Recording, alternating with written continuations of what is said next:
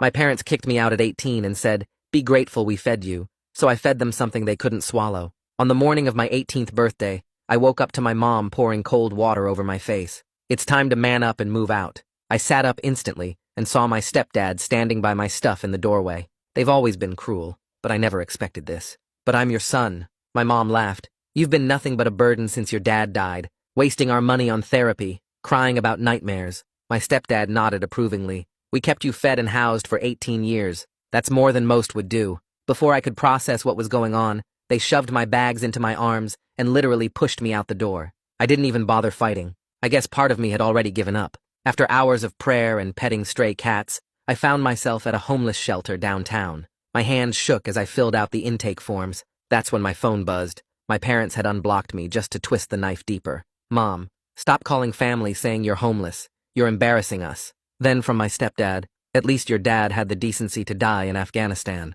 Facepalm emoji. I lost it. Right there in that plastic chair, I just broke down sobbing. The counselor, this tired-looking woman, touched my shoulder. "Honey, what's wrong?" I showed her the texts. She was reading them when her eyes drifted down to my intake form. Her whole body went rigid. "Wait." Her voice came out strange. "Michael Krzyzewski? Your father died in Afghanistan?" "Yeah," I managed. "When I was 6. She gripped the edge of her desk. "Did you ever see the body? Attend a burial?" I stared at her in disbelief. "Excuse me, James, did anyone from the military ever visit after? Check on you?"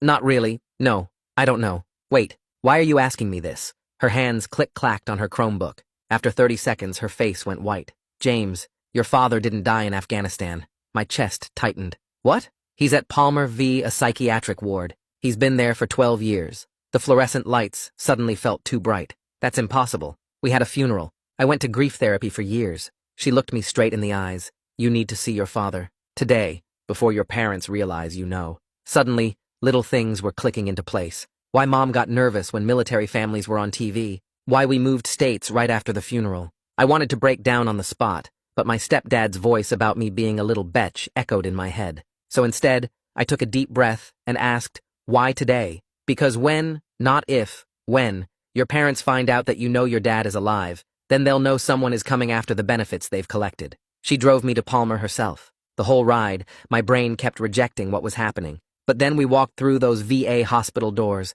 down a long hallway that smelled like floor wax and medicine. There he was, my father. Not the stepdad who beat me, or my mom's other secret boyfriends who tried to win me over with vintage vinyls. My dad, who loved me. "Dad?" The word came out broken. He turned, and his whole face crumpled. "James? They told me I'd never see you again. They told me you hated me. I thought you were dead." I could barely breathe. "I went to your funeral. Mom said you died a hero." His face twisted with so much pain. "They told me you knew the truth and chose them." My brain was in the middle of disassociating when my phone lit up with a notification. While I sat here learning my entire life was built on lies, my parents took the opportunity to drain my college savings, my birthday money, everything. Account closed. I dropped my phone on the floor and my dad picked it up and read the screen. "All my combat pay went to you," he said quietly. "Every month for 12 years. For your future." I never saw a penny. A doctor walked in. "Mr. Krzyzewski has been ready for discharge for years, but he's disabled from the war. He needs family to release him to. Someone who will take care of him." "I'll do it," I said immediately. "I'll take care of him." The next morning felt unreal. Dad walked out in civilian clothes, jeans, and a flannel that hung loose on him. As we got closer to my mom and stepdad's home, his breathing got shallow. 12 years, Dad whispered. 12 years they stole from us. We stood at the front door, the same door they'd pushed me out of yesterday. Inside, footsteps approached. The deadbolt turned. The door swung open. We were met with my stepdad's face. It dropped so quickly I almost laughed. He was seeing a dead man standing on his porch. Behind him, Mom appeared, and her coffee mug slipped from her hand, shattering on the floor. My dad smiled. "Hello, Mark. We need to talk about my death benefits. Listen to 90 Seconds and rate me 5 stars on Spotify. Doing a giveaway for people who did this and show proof on my Instagram. There will be 4 winners, and you get to choose between a Spotify or Amazon gift card." Mark's face went through about 5 different expressions in 3 seconds. First shock, then this weird calculation like he was trying to figure out if this was real, then anger that turned his whole face red. Mom made this small choking sound, and her coffee mug just slipped right out of her hand. It hit the hardwood floor and exploded into pieces. Brown coffee splattered across the white tile in the entryway. The sound of it breaking felt perfect somehow, like their lies were shattering right there with the ceramic. Mark found his voice first and started yelling about how we couldn't just show up here. He said we were trespassing and making crazy accusations. His voice got louder with each word. Mom switched tactics so fast it would have been impressive if it wasn't so sick. Her whole face went soft and concerned. She looked at Dad with these fake worried eyes and asked if he was taking his medications. She said maybe he was confused about what really happened. She used this gentle voice like she was talking to a confused child. I felt my hand moving to my pocket before I even decided to do it. I pulled out my phone and opened the camera app. I held it low by my side but angled up so the microphone would catch everything. I kept my face neutral and let them keep talking. Mark noticed after maybe 30 seconds. His eyes locked onto my phone and he lunged forward. His hand reached out to grab it. Dad stepped between us even though his hands were shaking, so bad I could see them trembling from where I stood. Mark stopped. He looked past Dad to the street where a neighbor was getting their mail. His face changed again, and he backed up a step. I kept recording. Mom tried a different approach and said we should all sit down and talk calmly inside. Dad's breathing changed. It got fast and shallow. I could see his chest moving too quick. His eyes had this unfocused look that I recognized from the hospital. He was starting to spiral. I made the choice right there. We came here to let them know we weren't going away. That message got delivered. I touched Dad's arm and said we were leaving. He nodded but didn't say anything. We turned and walked back to the car. I could feel Mom and Mark watching us from the doorway. I got Dad into the passenger seat, and he just stared down at his hands. They were still shaking.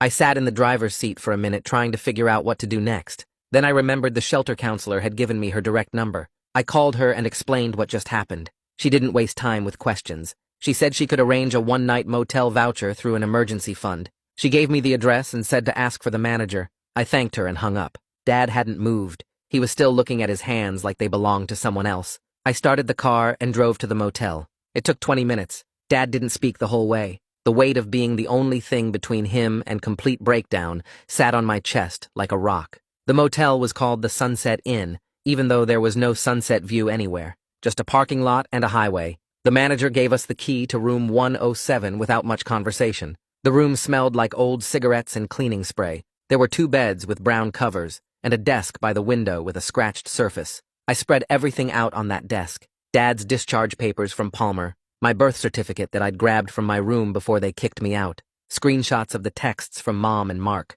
the bank notification about my drained account. I lined it all up in rows. It wasn't much, but organizing it made me feel slightly less like I was drowning. I took pictures of everything with my phone. Then I sat on the edge of the bed and called the number on the bank notification. The fraud department put me on hold for 15 minutes. Finally, someone picked up. I explained the situation. The representative said my college savings account was closed yesterday morning. All the funds got transferred to an account I didn't have access to. She said I would need to file a police report. I would also need documentation proving the money was mine. When I asked how to prove that when I'm homeless and barely holding it together, her voice got quieter. She said she understood this was hard, but those were the requirements. She gave me a case number and said to call back once I had the police report.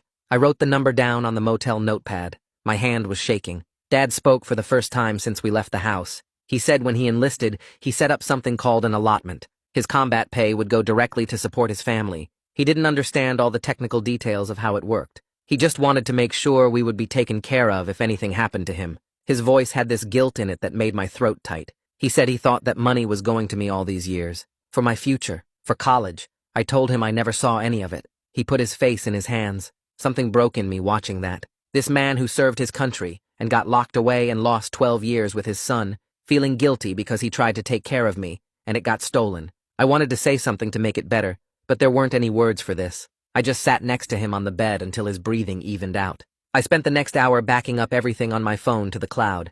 The shelter counselor told me that documentation was everything when you're fighting people with more resources than you. I created a folder labeled Evidence. I uploaded screenshots of every text message, the voice recording from the porch, photos of every document spread out on the desk. I made sure everything saved in 3 different places. My phone storage, Google Drive, email drafts. I wasn't going to lose this stuff because my phone died or got stolen or Mom and Mark found some way to delete it. Every screenshot felt like a small piece of protection. Every backed up file was something they couldn't take away from me. The next morning, we drove back to Palmer, Virginia. Dad needed a replacement ID with a current address. We also needed printouts of his benefits history. The discharge coordinator was a woman maybe 50 years old with reading glasses on a chain. She was helpful, but moved at the pace of someone who processes paperwork all day, every day. She asked Dad questions and typed his answers with 2 fingers. She printed forms and had him sign them. She said the ID would take 2 weeks to process. The benefits history would be ready this afternoon.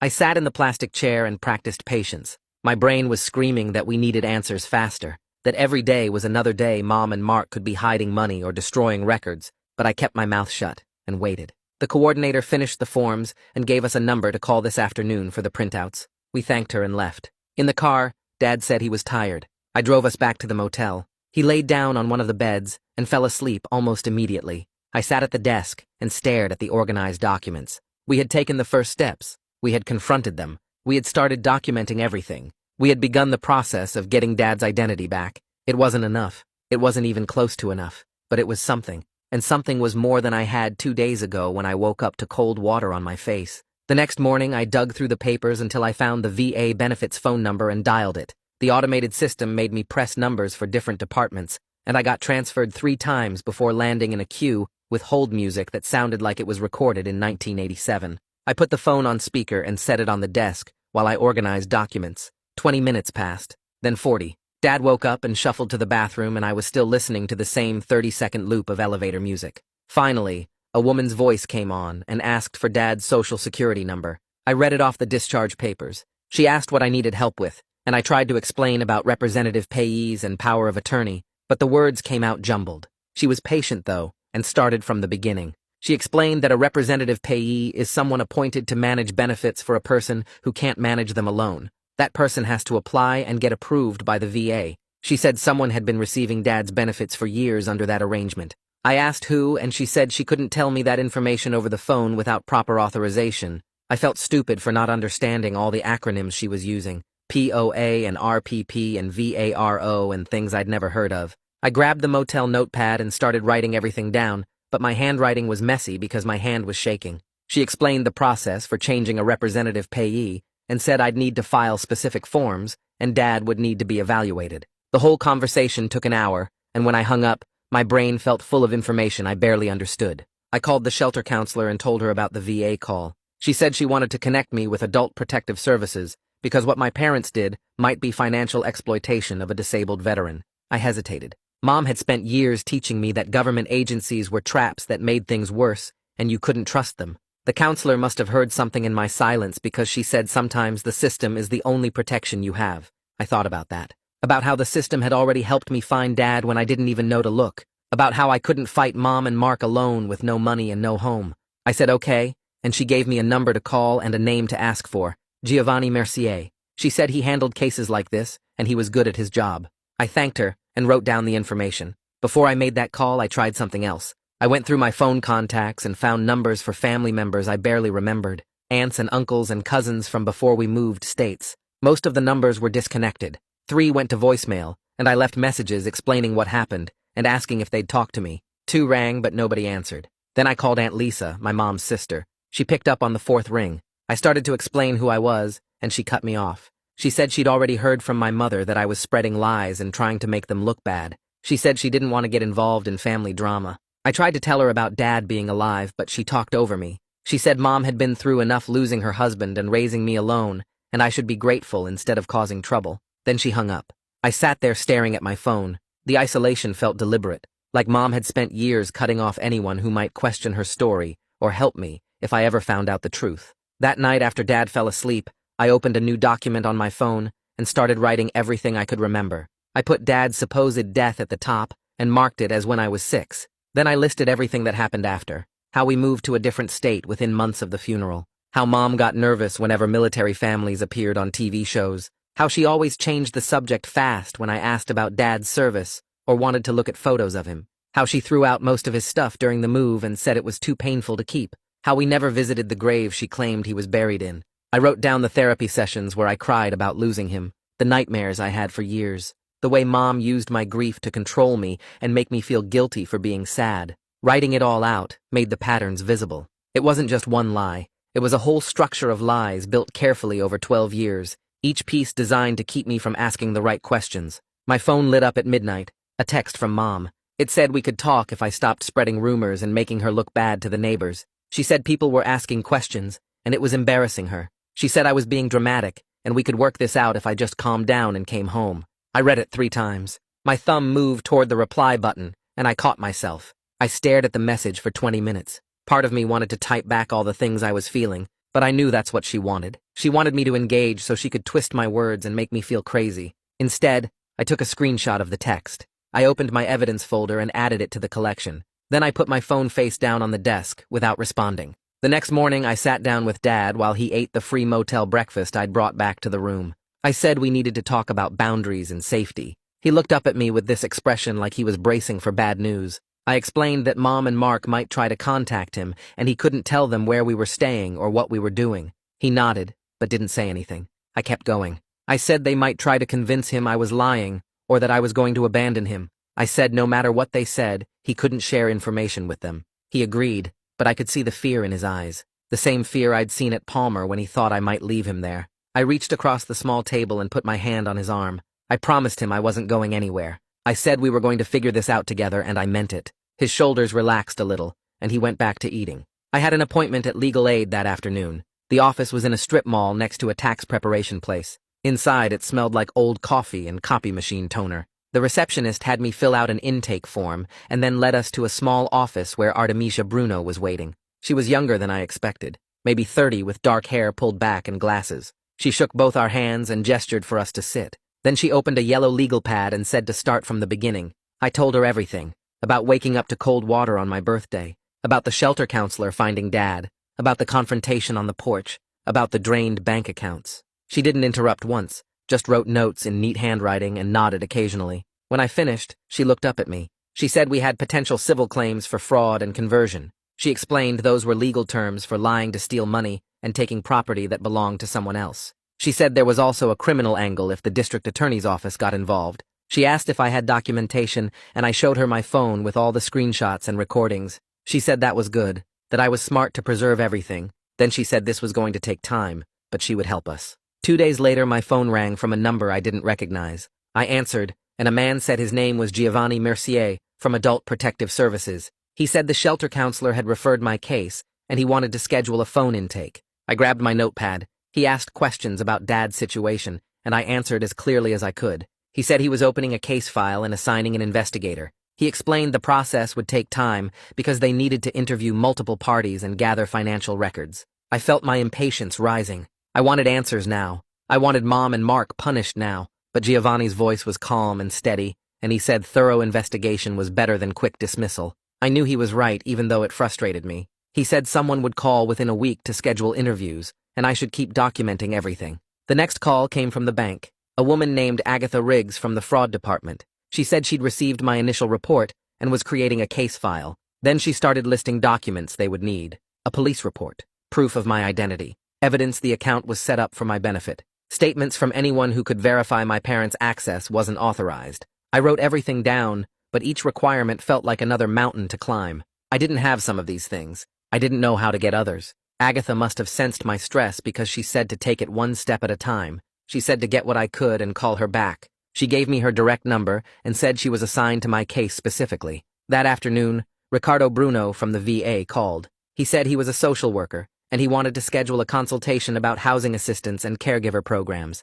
He also said we needed to talk about changing Dad's representative payee. He started naming programs and resources I'd never heard of. HUDVASH and caregiver stipends and something called aid and attendance. I grabbed my notepad again and wrote as fast as I could, but he was talking quickly, and I was missing things. He must have noticed because he slowed down and said he'd email me information about everything. Then he asked when we could meet in person. I looked at Dad sitting on the bed watching TV and felt something loosen in my chest. Relief, maybe, or hope. Someone was actually helping us. Someone who knew how the system worked and wanted to guide us through it. I scheduled the meeting for the following week, and when I hung up, I realized my hands had stopped shaking. The next morning, I met Artemisia at the legal aid office, and she helped me draft a formal request to Peaceful Rest Funeral Home. I gave her the address Mom had taken me to 12 years ago for the memorial service. Artemisia explained we needed official confirmation of what services they actually provided versus what Mom claimed happened. She typed up the request on legal aid letterhead,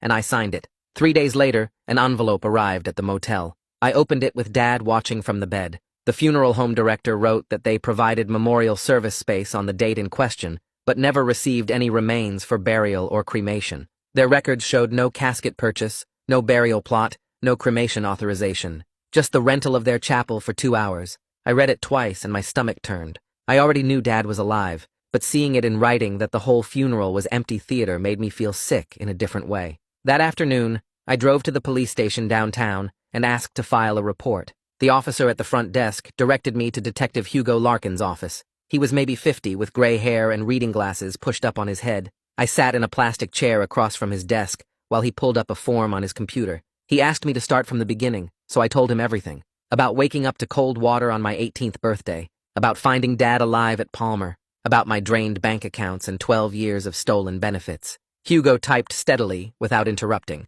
When I finished, he printed the report and had me review it for accuracy. He explained this would take time to investigate. Financial crimes involving multiple parties and federal benefits were complex, but the report number would help me with the bank and other agencies. He handed me a business card and told me to call if I remembered additional details or if my parents contacted me. I folded the report and put it in my evidence folder. 2 days later, I was sitting on the motel bed organizing paperwork when I glanced out the window.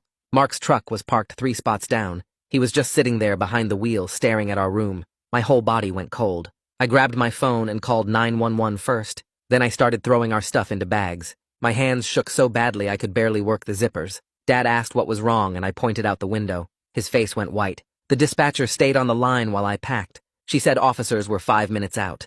I kept watching Mark through the curtain. He hadn't moved, just sitting there watching us. When the police arrived, Mark drove away slowly. The officers took a report and told me to document any future contact. After they left, I sat on the floor with my back against the bed. Dad put his hand on my shoulder. We decided to keep our bags packed from now on, just in case. The next day, Artemisia helped me request my school records from the district office. She explained we needed documentation showing the grief therapy Mom had me in for years. The records arrived a week later, and I spread them across the motel desk. Page after page of counseling session notes from ages 6 to 16. Every single one listed the diagnosis code for loss of parent. The therapist's notes documented my ongoing trauma over Dad's supposed death, how I cried about missing him, how I had nightmares about the funeral, how Mom told the therapist I needed help processing my father's combat death. Each session was billed to my parents' insurance with that same diagnosis code. Reading through years of my own grief written up in clinical language created this weird distance, like I was reading about someone else's pain. But it also created a paper trail proving how long and deliberately Mom and Mark maintained the lie. Artemisia sent formal preservation letters the following week. One went to the bank. One went to my parents' address. The letters used legal language requiring them not to destroy any documents or records related to Dad's benefits or my accounts. Artemisia explained this was standard procedure before filing a lawsuit. If they destroyed evidence after receiving this letter, they could face additional penalties. She said the formal legal language was powerful. It put them on notice that we were building a case, and they needed to preserve everything. When I read the letter before she mailed it, I felt something shift. For weeks, I'd been reacting to what they did. Now, we were taking action, making them respond to us instead of the other way around. Agatha called 3 days later with an update. She said the bank's fraud investigation had identified a pattern, transfers from Dad's benefits account to a joint account controlled by Mom and Mark going back years. She was flagging the transactions as suspicious and building a timeline, but she warned me that proving the transfers were unauthorized would require more documentation. We needed records from the VA showing Dad never authorized Mom as his representative. We might need court orders to access certain accounts. She said the bank was taking this seriously, but the investigation would take time. I wrote down everything she said and added it to my notes. Each piece of evidence felt like another brick in the wall we were building. The VA called that same week to schedule an interview with Dad. Ricardo explained they were reviewing Dad's representative payee arrangement. They needed to interview him alone, without family present, to ensure he could express his wishes freely. The appointment was set for the following Tuesday at the VA clinic. Ricardo said this was standard procedure when there were concerns about a payee's authority. They wanted to hear directly from Dad what he wanted and who he trusted to manage his benefits. I felt hopeful for the first time in weeks. Someone was finally centering what Dad actually wanted instead of what other people decided for him. Dad was nervous about the interview, but I helped him practice answering questions clearly. Giovanni called me 2 days later. He said he'd conducted a home visit to Mom and Mark's house as part of the APS investigation. They were cooperative and claimed they had proper power of attorney to manage Dad's affairs while he was hospitalized. Giovanni said they seemed prepared with documents and explanations, but he was requesting copies of everything they showed him to verify authenticity. He explained that people who commit financial exploitation often have paperwork that looks legitimate at first glance. His job was to dig deeper and confirm whether their authority was actually valid. He said the investigation was ongoing and he'd update me as he learned more. After we hung up, I felt frustrated. Of course, Mom and Mark seemed cooperative. They'd been lying successfully for 12 years. The following week, Artemisia received copies of the alleged power of attorney through discovery demands. She called me to her office and spread the document across her desk. I looked at the signature line where Dad supposedly signed over authority to Mom. Even to my untrained eye, it looked wrong. The letters were shaky and uneven, nothing like Dad's signature on his current VA documents or the forms we'd been filling out together. The date was from 13 years ago, right after Dad was first hospitalized. Artemisia pointed out several other problems with the document. The notary seal looked faded. The witness signatures were barely legible. She said we might need a handwriting expert to prove it was forged, but even without that, the document raised serious questions. Dad and I went to the DMV the next morning to get him a state ID. Ricardo had helped us set up a VAPO box we could use for official mail since the motel wasn't permanent. We filled out the application, and Dad handed over his discharge papers and social security card for verification. The clerk processed everything and said the ID would be ready in 20 minutes. We sat in plastic chairs waiting. When they called Dad's name, he walked up to the counter, and the clerk handed him a temporary paper ID with his photo. Dad stared at it for a long moment. His name, his current address for the first time in 12 years, not the hospital, not Mom and Mark's house, our address. I watched him fold it carefully and put it in his wallet. It was such a small thing, just a piece of paper with his information,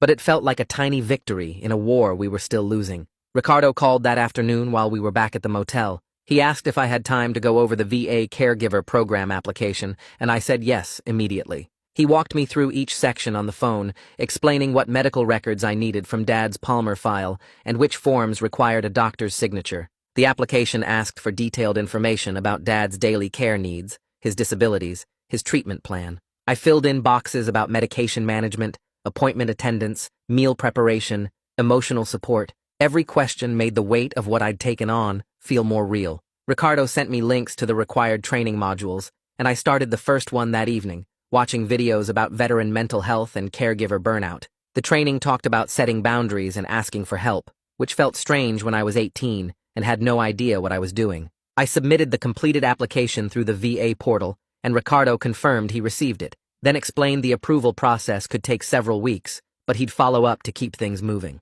The shelter counselor had referred me to Amelia Fletcher at the community mental health clinic, and I went to my first appointment 2 days later. The clinic was in a converted house with mismatched furniture in the waiting room and motivational posters on the walls. Amelia called me back, and I followed her to a small office that smelled like lavender. She was maybe 40, with glasses and a calm way of moving that made the room feel safer. She asked what brought me in, and I started explaining about my parents kicking me out and finding Dad and the stolen money, and halfway through I realized I was talking too fast and my hands were shaking. She didn't interrupt or try to fix anything, just listened and took occasional notes. When I finished, she asked how I was sleeping and eating, and I admitted I wasn't doing great with either. She said we'd work on coping skills and processing the trauma, but for now she just wanted me to know I had a place to talk about it. The session was only 50 minutes, but leaving felt like I'd set down something heavy, at least temporarily. Agatha from the bank called to schedule a detailed interview, and I met her at the branch office the following week. She had printouts of every transaction on my old savings account going back 5 years,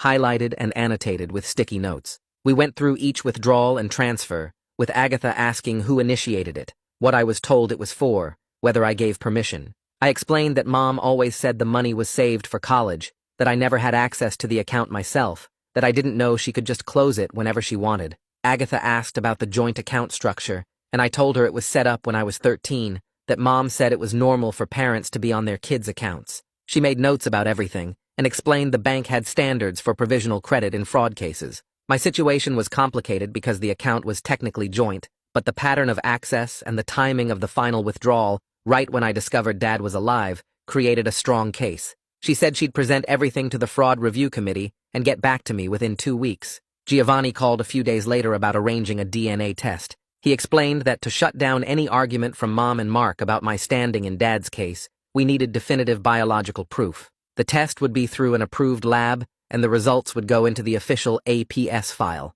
I agreed, even though something about it felt wrong, like I had to prove my own family. We went to the lab the next morning, and a technician swabbed the inside of my cheek, then Dad's, and labeled the samples with case numbers. The whole thing took 10 minutes. Walking out, I felt angry that this was necessary, that 12 years of lies meant I had to scientifically verify I was my father's son. Dad was quiet in the car, and I knew he felt it too, this invasive proof of something that should have just been true. Artemisia called me into the legal aid office for an update. She'd drafted an emergency motion for temporary control of specific accounts, arguing that Mom and Mark's ongoing access created risk of further asset disappearing. The motion requested the court freeze certain accounts and require financial reporting while the investigations continued. We had a hearing date in 2 weeks. Artemisia spread the paperwork across her desk and walked me through what to expect. She said court was unpredictable and stressful, that judges had a lot of discretion, that we might not get everything we asked for. But this was our best shot at stopping them from hiding or spending more money while APS and the police did their work. I signed the verification forms, and she filed everything electronically that afternoon. The funeral home sent additional records 2 days later. I opened the envelope at the motel and pulled out invoices and contracts showing they'd provided space for a memorial service. Nothing more. No cremation services, no burial services, no handling of remains. Just a room rental and some chairs and a guest book. I stared at the papers trying to process that the funeral I remembered, the casket I cried over, the entire ceremony was theater. Mom and Mark had staged a memorial service for a man who was alive 20 miles away in a VA hospital. I felt something crack open inside me, this cold rage that made my hands shake. I told Dad I needed to walk, and I left the motel, circling the parking lot and the nearby streets for over an hour until my legs hurt and the anger settled into something I could carry. Ricardo called about HUDVASH screening for Dad. The program provided housing vouchers and case management for homeless veterans, and Dad qualified based on his service and current situation. The screening interview was scheduled for the following Tuesday at the VA clinic. Dad got anxious as soon as Ricardo explained the process, worried they'd think he was too damaged or didn't deserve help. That evening I sat with him, and we practiced answering the questions Ricardo said they'd ask. I reminded him he'd served his country, that he'd earned this support, that being honest about his needs wasn't weakness. We went over it until he could talk about his mental health and housing situation without his voice shaking too much. An email arrived at the legal aid office from Mom's personal account. Artemisia forwarded it to me with a note to call her. I read the whole thing, this long, rambling message about grief and confusion, and how she'd always planned to tell me the truth when I was older. She blamed the trauma of thinking she might lose Dad, said she made bad decisions out of fear, claimed she never meant to hurt anyone. The email went on for pages, without ever actually admitting what she'd done or apologizing for specific actions. Artemisia called me that afternoon and said it was a classic non-apology, the kind that admits nothing concrete and keeps all the blame vague. She'd already responded officially, stating that all communication needed to go through attorneys from now on. I felt relieved that I didn't have to figure out how to respond myself, that someone was running interference, so Mom couldn't manipulate me directly. Artemisia brought up the possibility of hiring a handwriting expert to analyze the power of attorney signature. She explained that experts were expensive, usually several $1,000s, and we should wait to see if the bank's internal review flagged the document first. If the bank's analysts found problems with the signature, that would give us ammunition without the cost. I wanted answers immediately, but I was learning that legal strategy sometimes meant patience, waiting for the other side to make mistakes instead of forcing every issue. Artemisia said she'd keep pushing on multiple fronts, and we'd decide about the expert once we saw how the bank review went. Dad and I started building a daily routine to keep ourselves from spiraling. Every morning I set out his medications in a pill organizer, and we took them together with breakfast. Then we spent an hour on paperwork and phone calls, following up with agencies, organizing documents, checking email. After that, we took a short walk around the motel parking lot, just 10 or 15 minutes to get outside and move. The structure helped both of us feel less out of control. I noticed Dad's anxiety decreased when he knew what to expect each day, when there was a plan instead of just reacting to whatever crisis came next. Some days the routine felt boring, and I wanted to rush ahead to solutions, but I was learning that stability came from small, consistent things, not dramatic breakthroughs. Giovanni's call came on a Thursday morning while I was sorting Dad's medications into the weekly organizer. He said APS completed their preliminary review and substantiated concerns about financial exploitation, that the investigation would continue, but this initial finding validated everything we'd been saying. I asked what that meant for the criminal case, and he explained it wasn't a final determination, but it gave Detective Hugo solid ground to work from, that official documentation of abuse would strengthen both the criminal investigation and our civil suits. I thanked him and hung up, then sat there staring at the pill organizer, because after weeks of feeling like maybe I was making too big a deal out of this, Someone official was saying it actually happened, that what Mom and Mark did was real abuse with a paper trail to prove it. The bank called 2 hours later, and Agatha walked me through their internal review findings, how their analysts flagged the power of attorney's signature as potentially forged based on comparison with Dad's other documents on file. She said they were placing holds on any further withdrawals from Dad's benefits account while they completed their investigation, that this didn't get our money back yet, but it stopped Mom and Mark from draining more while we built the case. I asked how long the review would take, and she said probably another few weeks, that these things moved slowly, but the holds were immediate and enforceable. Dad asked what was happening, and I explained both calls, watching his face shift from confusion to something like hope, like maybe the system actually worked sometimes, instead of just crushing people who couldn't fight back. The restraining order hearing was scheduled for Monday at the county courthouse, and Artemisia met us in the lobby 30 minutes early to go over what would happen. She said the judge would hear from both sides, review the police report about Mark showing up in our parking lot, and decide whether to grant the order or dismiss it. We walked through security and sat on a bench outside the courtroom, Dad's leg bouncing the whole time, and then Mark actually showed up with some lawyer in a cheap suit. My stomach dropped because I'd half convinced myself he wouldn't bother, that he'd just let the order go through, but there he was, looking self-righteous and angry. The bailiff called our case, and we filed into the courtroom, Mark and his lawyer on one side, and us with Artemisia on the other. The judge asked Mark's lawyer to present first, and the guy claimed Mark never threatened us, that he was just checking on family after a difficult situation, and we were overreacting. Artemisia stood up and walked the judge through the police report, the documented pattern of harassment, the timing of Mark's appearance right after we started legal proceedings. The judge read through the report for what felt like forever, then looked at Mark and asked if he had any legitimate reason to be in our parking lot at night. Mark started talking about family obligations, and the judge cut him off, said the evidence showed a pattern of intimidation, and granted a limited order requiring Mark to stay 500 feet away from us for 6 months. We walked out, and I felt this weird mix of relief and disappointment, because 6 months felt both like protection and like not enough, but Artemisia said it was a solid win, and any violations would mean jail time. The VA scheduled Dad's representative payee interview for Wednesday, and we drove over to Palmer for the appointment. A social worker I hadn't met before brought Dad into an office alone, and I sat in the waiting room for 40 minutes checking my phone every 2 minutes. When Dad came out, he looked tired, but okay, said they asked who he wanted managing his benefits, and he told them me without hesitating. The social worker called me in after and explained there was a process, that I'd need to complete training modules and submit paperwork, but Dad's clear statement of preference carried significant weight in their decision. She handed me a folder with training information and said they'd be in touch about next steps, that the goal was to finalize everything within a month. I thanked her, and we left, Dad quiet in the passenger seat, and finally he said he was scared I'd think it was too much responsibility and back out. I told him I wasn't going anywhere, that we were doing this together, and he nodded, but I could see he didn't quite believe it yet, after 12 years of people abandoning him. Ricardo called Thursday afternoon to say Dad passed the HUD-VASH eligibility screening, and we were approved to start looking for a unit. He connected me with Augusto Carney, the housing coordinator, who explained we needed a 1-bedroom that met program standards, and the voucher would cover most of the rent.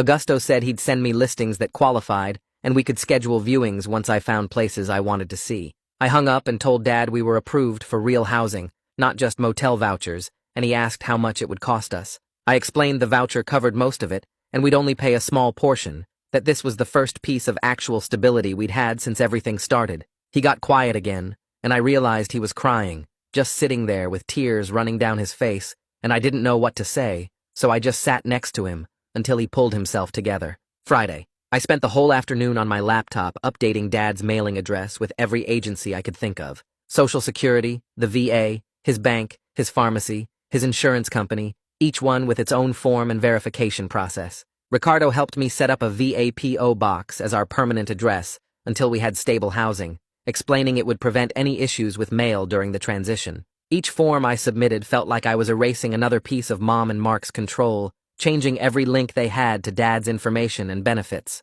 My hand cramped from typing and my eyes burned from staring at the screen, but I kept going because this tedious administrative work was how you actually protected someone, not through dramatic confrontations, but through paperwork and documentation. The bank called Monday morning, and Agatha said they were issuing a small provisional credit to a new student account they'd helped me open, completely separate from anything my parents had touched.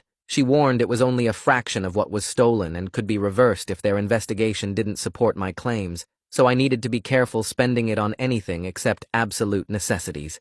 The deposit hit Tuesday, and I stared at the balance for a full minute. This small amount of money that was actually mine and couldn't be taken away without warning. I used some of it to buy groceries, real food instead of whatever the motel voucher covered, and Dad helped me cook dinner in the tiny kitchenette. Wednesday, a message came through on social media from someone claiming to be my mom's cousin, saying the family wanted to arrange a meeting to work things out before this got more complicated. I read it 3 times looking for the manipulation angle and found it in the phrase, "before this got more complicated," like the problem was me pursuing legal action instead of them stealing from us for 12 years. I sent a screenshot to Artemisia, and she drafted a response saying all contact needed to go through legal counsel, that we weren't meeting with anyone without attorneys present. Hitting send on that message felt powerful, even though it made me sad that family had to work this way, that I couldn't trust anyone on Mom's side to actually care about what happened to us. Artemisia called Thursday to propose a settlement conference before filing a full lawsuit,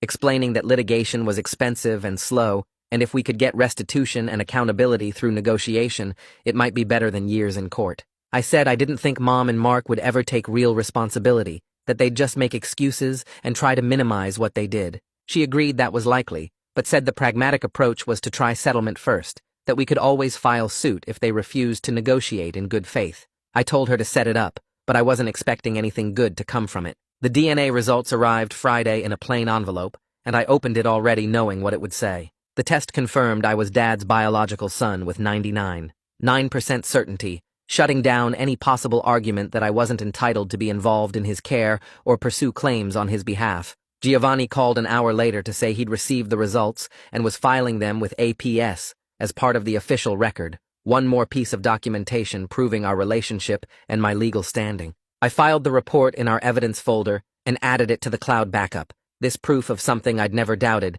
but that the system required me to verify anyway. 3 days after the DNA results arrived, Ricardo called while I was making breakfast in the motel kitchenette. He said the VA finished reviewing Dad's representative payee change, and it was pending final approval within the next 2 weeks. They placed interim holds on the account to stop any unauthorized access during the transition, which meant Mom and Mark couldn't touch anything while the paperwork processed.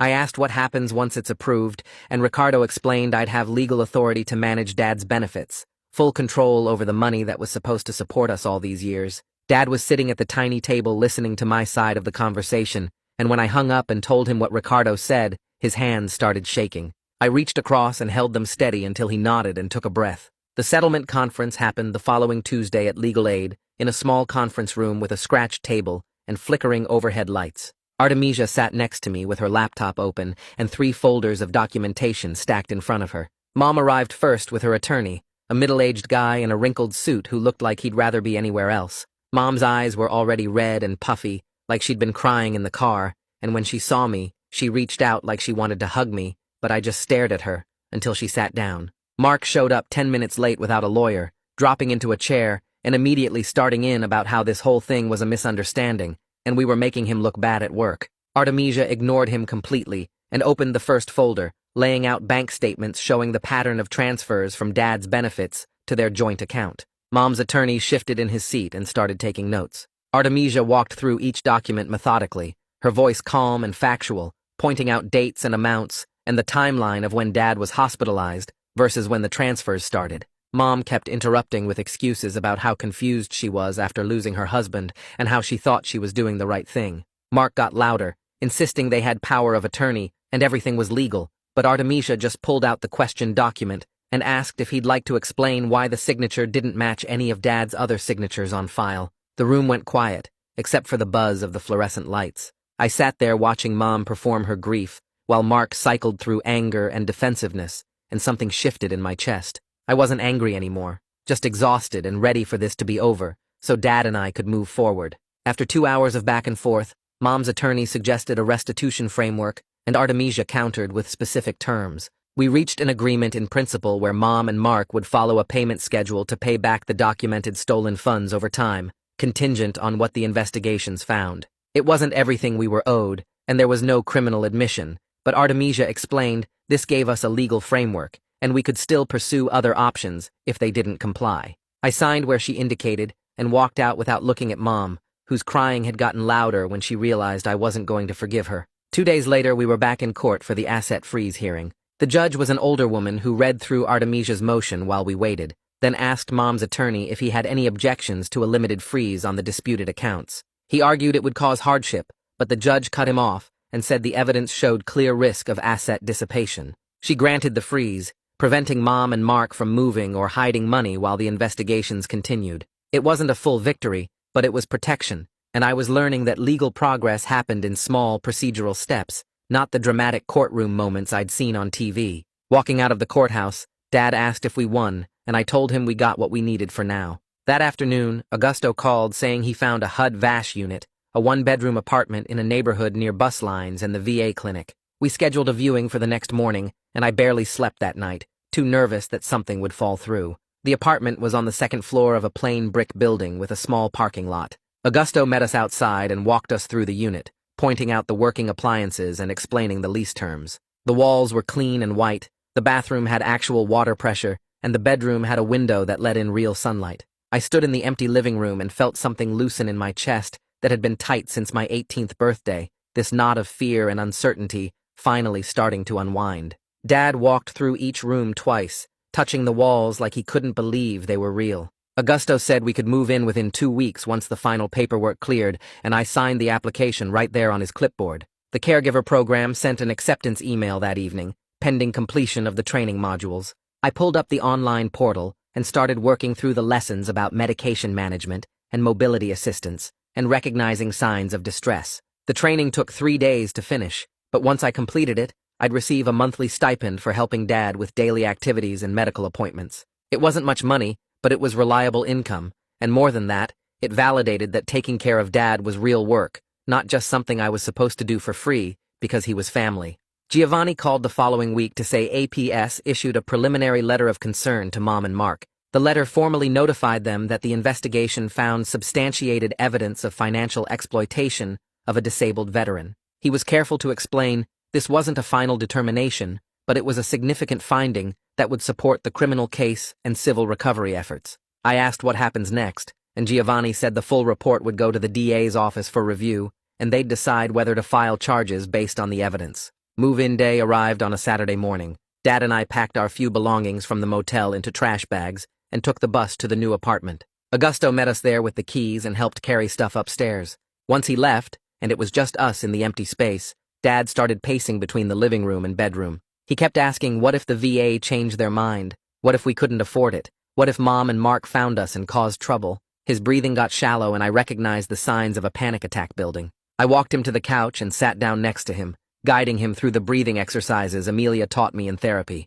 4 counts in, hold for 4, 4 counts out. We did it together until his shoulders relaxed and his hands stopped shaking. Then we unpacked slowly, turning the empty apartment into something that felt like ours, hanging Dad's few shirts in the closet and arranging our donated dishes in the kitchen cabinets. Agatha called Monday afternoon with an update about the bank investigation. She said they were issuing a larger provisional credit to my protected account based on their internal fraud findings. The amount would cover a significant portion of what was stolen from my college savings. She reminded me carefully that it was still provisional pending final determinations, but having actual money in an account that only I controlled felt like breathing after being underwater. I checked the balance 3 times that day, just to make sure it was real. Dad started seeing Victor Montes the following week. Victor was a VA psychiatrist who specialized in trauma, and his office was in the same building as the clinic where Dad got his other medical care. I waited in the lobby during the first appointment, flipping through old magazines and watching the clock. Dad came out an hour later looking tired but calmer.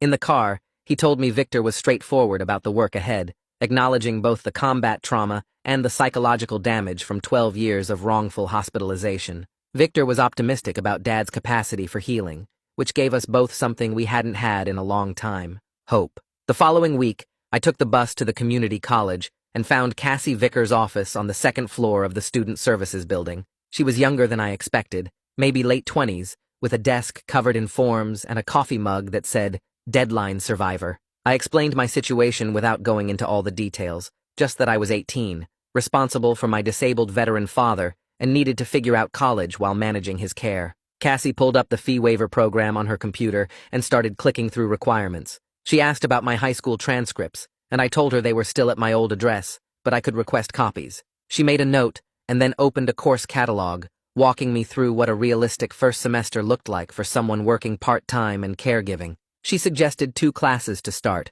both online with flexible deadlines, and explained how the Disability Services Office could help if Dad had a crisis and I needed extensions. I felt my shoulders relax because she wasn't judging that I was starting late or that I couldn't handle a full load. She was just helping me build something that worked. We filled out the enrollment forms together, and she submitted my fee waiver application right there, saying it usually took 2 weeks to process. When I left her office, I had a printed course schedule for spring semester and a campus map with the financial aid office circled in red pen. Artemisia called 3 days later while I was helping Dad sort his medications into the weekly pill organizer. She said Mom's attorney reached out proposing that Mom and Mark would sell one of their cars to fund an initial restitution payment. The amount would be around $8,000, showing good faith compliance with the settlement agreement. I felt my jaw tighten, because any gesture from them felt like manipulation, but Artemisia was already talking through the terms. She said she'd negotiated that the payment had to go directly into the restitution escrow account,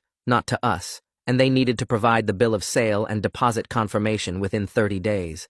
I asked if this meant they were actually taking responsibility, and Artemisia's voice got careful. She said it meant they were following the agreement to avoid further legal action, which wasn't the same as remorse, but it was compliance. I told her I'd accept the payment once it was verified in writing, and she said she'd send me copies of everything. After we hung up, I explained it to Dad, and he just nodded slowly, his hands still on the pill bottles. He said he didn't care about their reasons as long as the money came back. 2 weeks later, I was carrying groceries up to the apartment when I saw Mark's truck in the parking lot. My stomach dropped and I stopped walking, bags still in my hands. He was sitting in the driver's seat about 50 feet from our building, engine off, just staring at the windows. I turned around immediately and walked back toward the street, pulling out my phone. I called 911 and told the dispatcher there was a restraining order violation in progress, gave them the address and Mark's license plate number. The dispatcher told me to stay on the line and move to a safe location.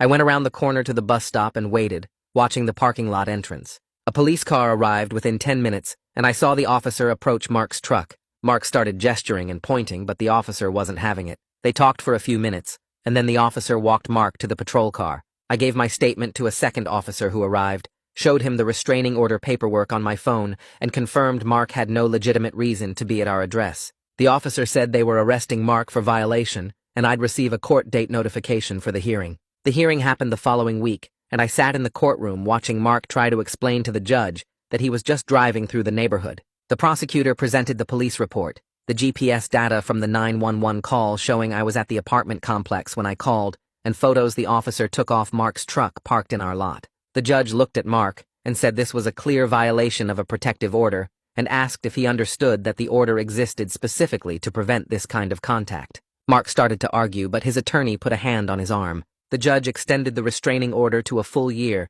and added a warning that any further violations would result not just in arrest, but in jail time pending trial. For the first time since this started, I felt like the legal system was actually taking our safety seriously, not just processing paperwork. I left the courthouse and texted Artemisia the outcome, and she responded with a thumbs-up emoji and, good. The VA letter arrived on a Thursday afternoon in a thick envelope with official seals. I opened it at the kitchen table and read the first paragraph 3 times before the words actually registered. The representative payee change was finalized, and I now had legal authority to manage Dad's benefits. The letter included instructions for the transition, contact information for the benefits coordinator, and a checklist of responsibilities. I sat there holding the pages and feeling the weight of what this meant. Dad's financial security was in my hands now, not Mom's, not Mark's, not some stranger at the VA who never checked if he was okay. I was responsible for making sure his bills got paid, his medications were covered, his basic needs were met.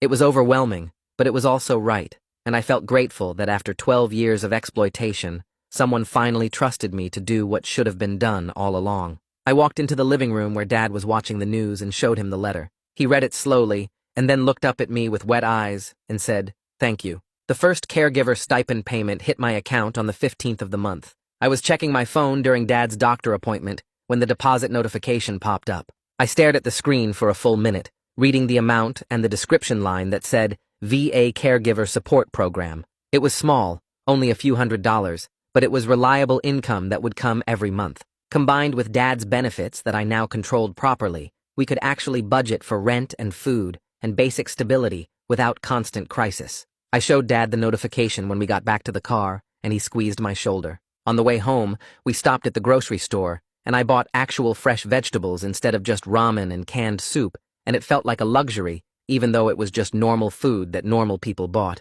Agatha called the next week to confirm the restitution escrow received its first payment from the car sale. She walked me through the deposit details and verified the amount matched what Mom's attorney had promised. She was careful to remind me that my provisional credits from the bank were still pending final determination based on their fraud investigation, but having money actually flowing back felt like tangible progress. It wasn't justice, and it wasn't everything we lost, but it was something real, something I could point to and say, they're actually paying consequences. I asked Agatha what happened next, and she said the bank investigation was still ongoing, but this restitution payment strengthened our case because it showed Mom and Mark acknowledged the debt. She said she'd keep me updated, and I thanked her for everything she'd done. Dad and I sat down that evening and made a decision about boundaries. We agreed we wouldn't have any contact with Mom or Mark unless it went through our attorneys, and we were going to actually stick to it this time. I blocked Mom's number and Mark's number and any other numbers I recognized from their side of the family. Over the next few weeks, Mom tried calling from different numbers,